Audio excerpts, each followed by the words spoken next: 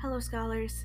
This is the professor speaking, and I welcome you to Hi, That's Scary, a podcast that utilizes cannabis to analyze horror cinema. The title of today's lecture is Whispers of Queerness Are Louder Than Scream, Part 3. Today we will be continuing our discussion on Scream. If you have not listened to Whispers of Queerness Are Louder Than Scream Parts 1 and 2, please pause and do so before you continue. Last lecture we finished on Stu's party starting to thin out for curfew, with Gail having hid a camera in the living room.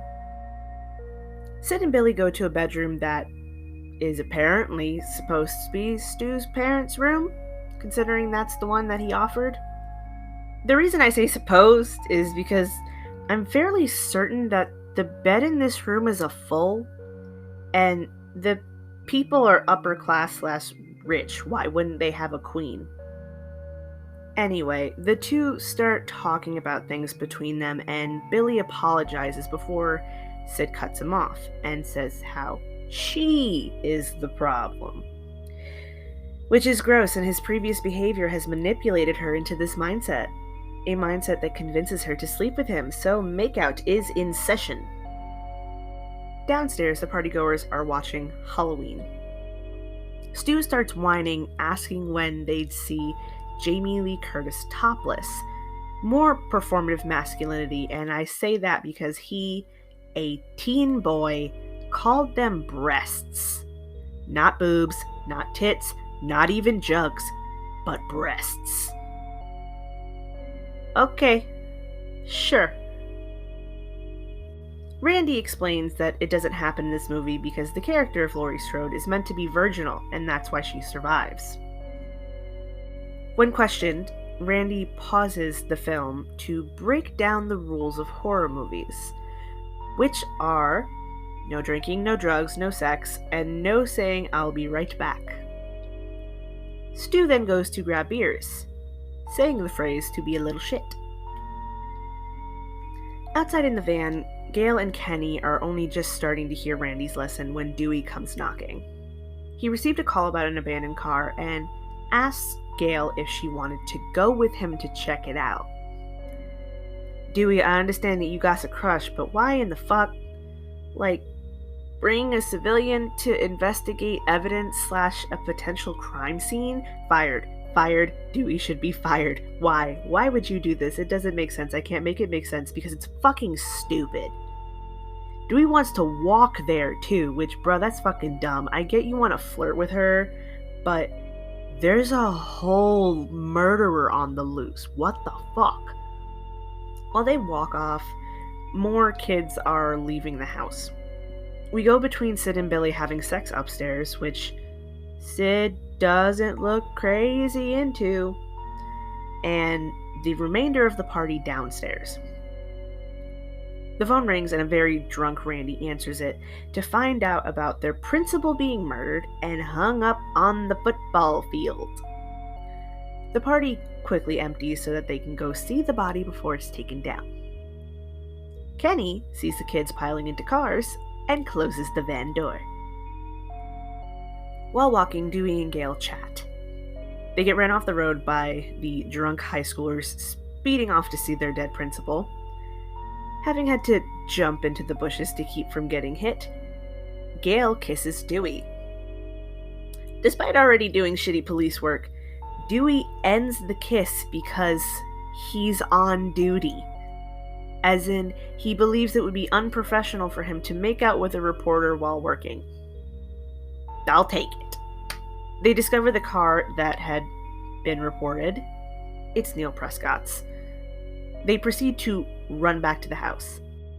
Inside, Sid and Billy are getting dressed post-coitus.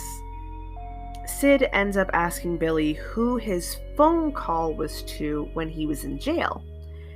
He said his dad, and Sid immediately says that she saw the sheriff call him. Sid's still suspicious of him, which easily explains her lack of enthusiasm when having sex. Fractured emotional relationship making her not excited sexually. Wonder what that sounds like. Billy knows that she still doesn't trust him and kinda gets in her face about it, Not very close, but you still get that feeling. Up from behind comes Ghostface. Billy is quote-unquote stabbed a bunch of times, and Sid dips. A chase happens, Sid eventually reaching a room and blocking the door with a surfboard. Smart. She gets to the window and starts to bang on it, yelling for help. Why? Ghostface starts breaking down the door, and Sid manages to get the window open. She crawls out, holding onto the frame as she starts screaming for help. Homegirl, you in the middle of nowhere. It seems like your entire town is in the middle of nowhere. Ain't none of y'all got neighbors. Ghostface grabs her arm, and in the struggle, Sid falls. She lands on a boat, and then plops to the ground, which, ow, she's somehow not dead, but nah, that's gonna do some spinal damage, fam. Like, I don't know how she's standing after this. She sees Tatum, takes a few seconds to process her friend being dead, and runs away, limping, but still running. Inside the house, Randy's drunk as fuck on the couch, trying to direct Jamie Lee Curtis on the TV, informing her of the danger behind her. At this same moment, Ghostface is coming up behind him, ready to strike, when he hears Sid screaming for help outside. Sid makes it to the news van, and Kenny lets her in, closing the door. They see the scene we just witnessed on the little monitor. Kenny jumps out of the van to go help Randy when he remembers the delay. Ghostface slices his throat. In his last act before dying, Kenny points to a little door that Sid could escape through. This saves her fucking life. She's able to get out of the van and run away. Dewey and Gale get back to the front of the house. Dewey orders Gale to go to the van and call the sheriff while he goes inside. He looks around and Randy is no longer watching the movie. He continues to scope out the place. Gale yells for Kenny when she reaches the van and finds him gone. Discovering a large quantity of blood on the ground, she jumps inside, grabs the cell phone, which is a brick. I love seeing that clunky ass, huge ass phone. She calls 911, and as the operator picks up, Randy scares her by popping in the window. So she punches him multiple times with the phone. Gale then turns on the van and sees the windshield covered in a mysterious red liquid. Is it blood? Yes, it's blood. Kenny's body slides down when she reverses, and while Gale is upset, she yells at the body to get off because she can't see. She manages to swing it off in time for Sid to run out the bushes and make Gale fly off the road to avoid hitting her. Gale crashes the van. Sid runs back to the front of the house, screaming for Dewey. He comes out onto the porch and he has a knife in his back, which Ghostface rips out of him, when he goes to charge Sydney. She makes it to Dewey's car and locks herself in. Dewey is a good police officer in this moment and didn't leave his keys in the ignition. Unfortunately, that means Ghostface was able to get them. He fucks around with Sid for a bit before slowly creeping in through the trunk.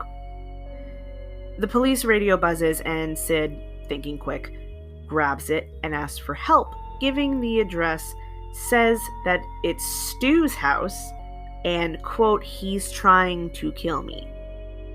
Which gives an implication that Stu is trying to kill her. Which he is, but she don't know that yet. He attacks her, obviously salty at Sid's police chat, and she rolls out of the vehicle to get away.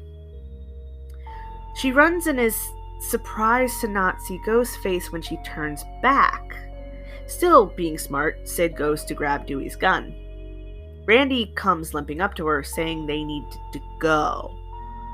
Sid holds him up because she doesn't know if he's Ghostface or not. Stu runs up at this time, and the two begin shouting that the other killed Tatum. Sid makes the best horror movie decision ever and says, "Fuck you both." That's right, trust nobody, Sid. She locks herself inside the house. Billy tumbles down the stairs, still alive, just really bloody. Sid helps him stand, and he takes the gun from her.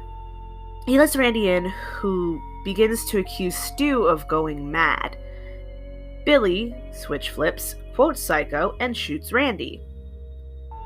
That's right, last 20 minutes of the movie, we get the reveal of the killers. The blood covering Billy is actually corn syrup. Sid tries to flee only to run into Stu, who has the voice modulator to sound like Ghostface. She goes into the kitchen, where the two corner her. Stu hands Billy the knife in a way that is just very theatrical. Billy taunts Sid about how he got her to sleep with him. They want to play one last game, and either way, it ends with her dead. This is where we get that shot, that gay-ass shot with Stu against Billy's back with his chin nearly resting on Billy's shoulder. It's very intimate. Stu likes coming up behind men and putting his weight against their backs, and I don't know about the rest of you, but that seems a lot very extremely not straight to me. Sid says they won't get away with it, but Billy points out cotton. They already have. Sid wants a motive. Billy says that they didn't actually need one, while then going into some whiny rant about Sid's mom fucking his dad, and that's why his mom abandoned him, blah blah blah. Which, yes, he is an unhinged child, but bro, what the fuck does Sid or your friends have to do with all that? And Maureen didn't make Mrs. Loomis leave. She chose to abandon her kid. Shit, even Stu looks a little surprised, maybe Billy had never gotten into the details like that. I legit paused to look at Matt Lillard's face, and there's a hint of, you didn't mention that part type deal, or he really was not expecting Billy to mention it if he did know. Billy then uses his mommy issues as an excuse, and then as a way to taunt Sid about fucking her some more. Stu points out that Sid broke the rules of horror movies by having sex, so she has to die. He then exclaims about a surprise, puts down the gun, and leaves the room. Billy points out to Sid that it's officially the anniversary of her mother's murder as Stu brings in her bound father. They explain how they're framing everything on him. Then, because they are still teenage boys and don't have fully formed brains, thus don't think things all the way through, they decide to start stabbing each other to look like victims, rather than the killers, before everyone is for sure dead. Not trying to give pointers on how to get away with murder, but inflicting injuries on yourself to feign innocence before everyone's dead is a surefire way to fuck your whole shit up. Billy starts to get a little frantic when stabbing Stu, Sid yelling that they've seen too many movies. Billy tells her not to blame the movies because they just give already unhinged people new ideas rather than putting the thoughts there in the first place.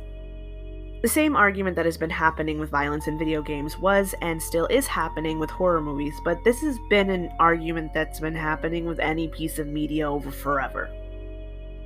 I'm not even kidding. People thought that allowing just anyone to learn how to read could corrupt people and lead to anarchy. It was a way to control free thinking and education. I am a firm believer in the importance of horror cinema to society as a whole, as well as its impact on media. Case in point, minor side thing, note, sorry. The other day on Twitter, Final Destination was trending because someone's vehicle got hit by some logs that flew off of a truck. A log truck. In Final Destination 2, a log truck losing control leads to some gnarly deaths, and that has left a lasting impact on a whole generation plus of people who watched it or was ever driven by someone that watched it. People who have seen that movie, even knowing it's probably irrational, will not stay behind or around log trucks, It's just not worth the risk. That movie came out in 2003. It's been almost 20 years, and people still don't fuck with log trucks. This is important.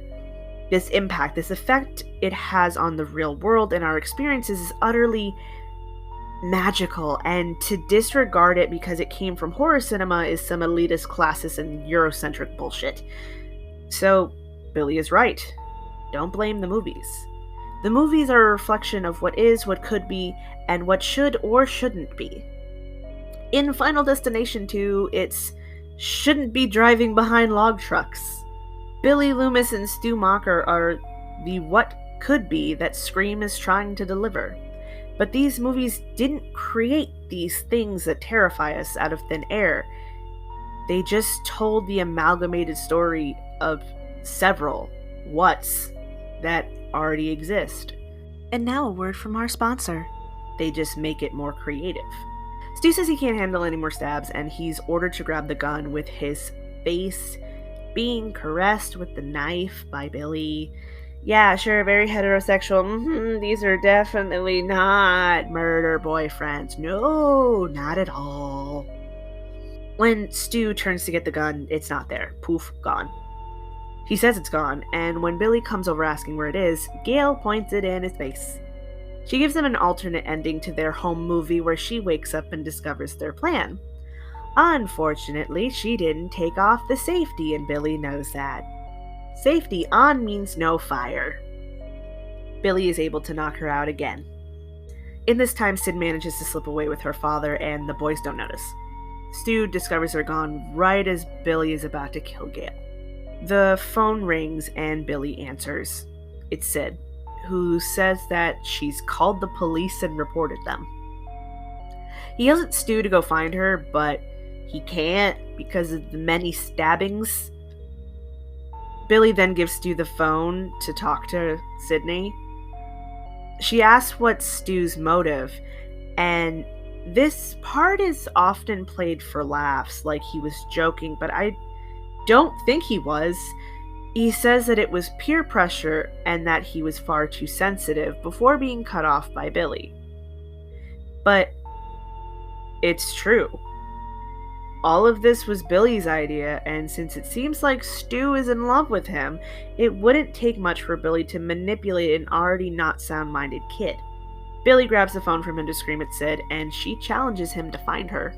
He throws the phone, hits Stu with it, rude, and starts smashing things up while he goes to look.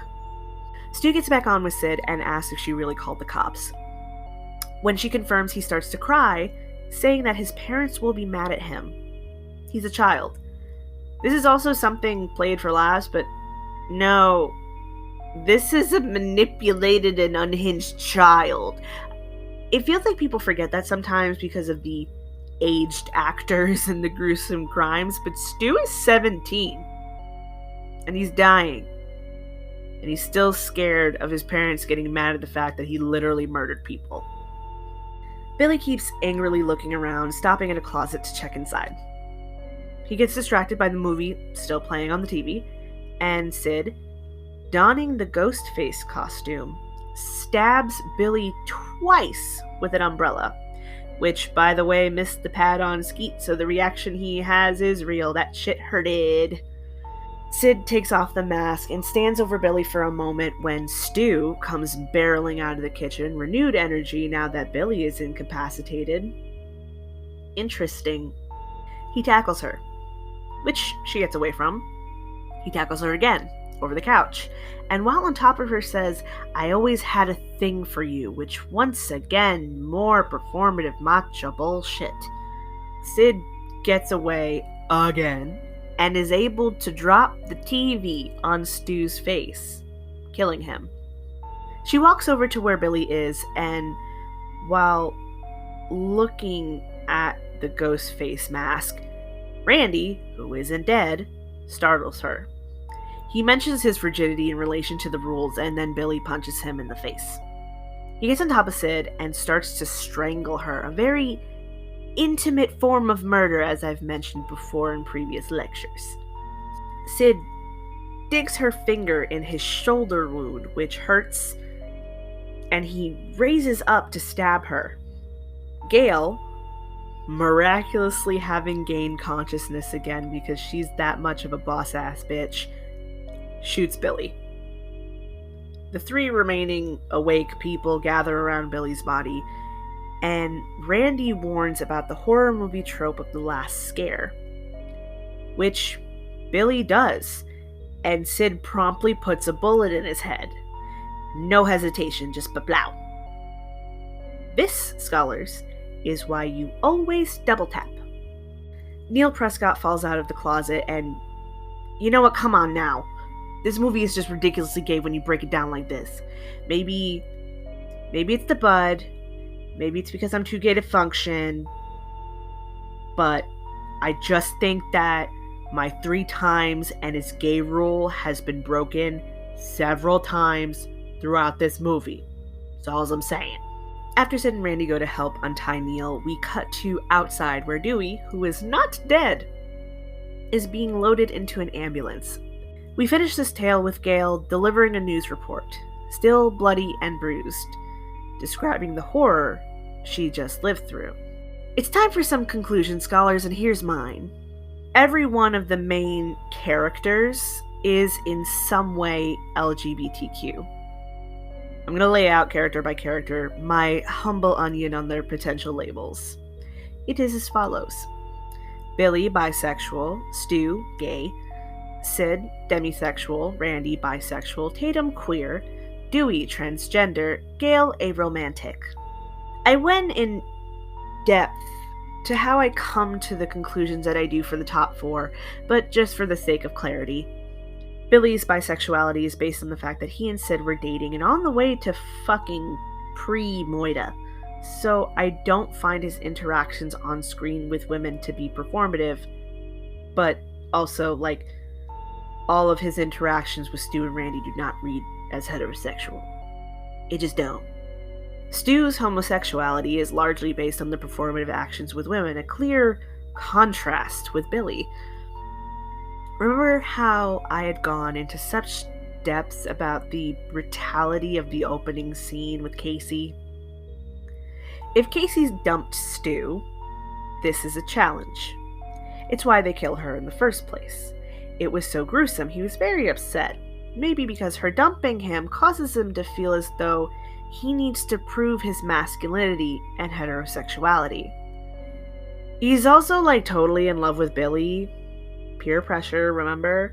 How easy would it be to peer pressure a kid that's in love with you to kill with you? It's actually kind of easy and very sad that people do that because it's fucking shitty. But anyway, Stu's gay. Sid's demisexuality comes out in her fractured emotional relationship with her boyfriend, coupled with possible trauma-based asexuality with everything that happened with Maureen. Randy's bisexuality comes from the Stu parallel. Remember, neurodivergent people are more likely to be queer. Queers are like wolves, we travel in packs. Let's break down the rest of the pack. I'm going to start with Gail.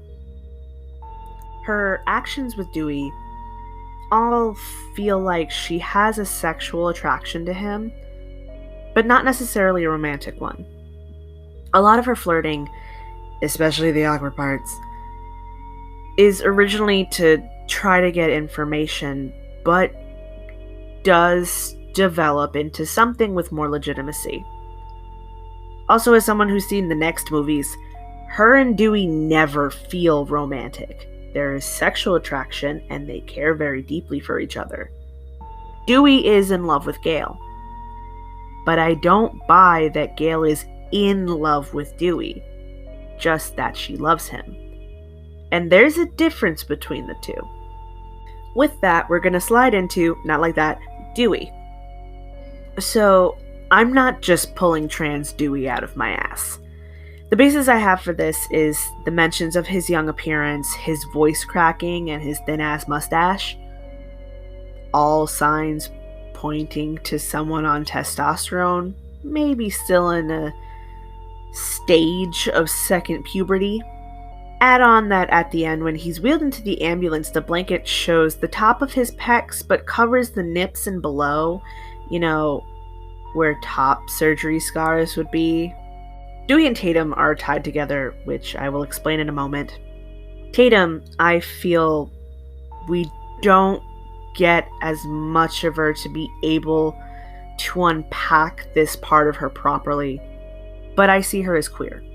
Her interactions with Sid mostly feel like her just being a very good friend, but some of her body language and protectiveness of her comes across as like a possible crush. Now, the tie to Dewey, they're siblings, right? Well, there have been some studies done, mostly with same-gender siblings, where if there's one that's LGBTQ, there's probably another. It's more likely. Add on the wolf pack, and that's my third thing. This movie is practically dripping with queer energy, some of which I'm absolutely positive I missed. I highly recommend looking up queer theory and Scream. People have done video essays as well as paper ones. A thing that I very much want to point out is this wasn't all Kevin, y'all. Yes, known gay Kevin Williamson wrote the script, so queerness is inherently woven in, consciously or unconsciously, but he didn't do everything here. I actually went and checked the script for things. The whole Stu crowding Randy and Randy being real alright for it for mad long wasn't in there. The Stu, Billy, chin, shoulder, touchy, what the fuck wasn't in there. The closet thing wasn't in there, and if that was the only thing I had to go off of, I'd fully admit that my arm hurts from the reach, but no, this movie's just gay. It just is. And it's not gay only because of Kevin, but because of Matthew Lillard and Skeet Ulrich and Jamie Kennedy's acting choices, because of Wes fucking Craven's directing choices. This perfect storm managed to come together to form not only one of the best meta-narrative pieces of media we have the privilege to consume, but to also form this complex creation of suburban queerness and toxic masculinity. Yes, there is the criticism of homophobia due to the killers being the ones most overtly queer. But isn't that kind of the point? Remember, Scream is about horror movie tropes. A common film trope, this isn't just a horror thing, is the queer-coded villain. Due to the Hays Code, way back in the day, queer people were not allowed to be shown on screen positively. As in, they had to be the villains, die or be otherwise unhappy, or miraculously be straight by the end. These practices carried on past the Hays Code being lifted. We are still dealing with the ripple effect of it. It's honestly how we ended up with queerbaiting, because media wouldn't allow queer people in for so long.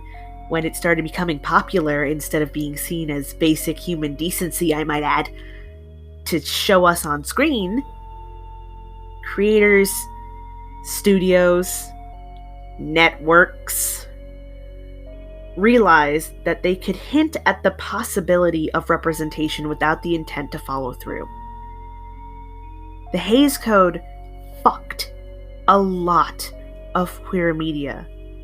It is intrinsically linked with queer history as well as queer theory. Is it any surprise that Scream is impacted as well? That's all I have for you today, scholars. Tune in Tuesday the 8th for our lecture on Monster House, the 2006 animated children's horror movie. Until then, stay scary.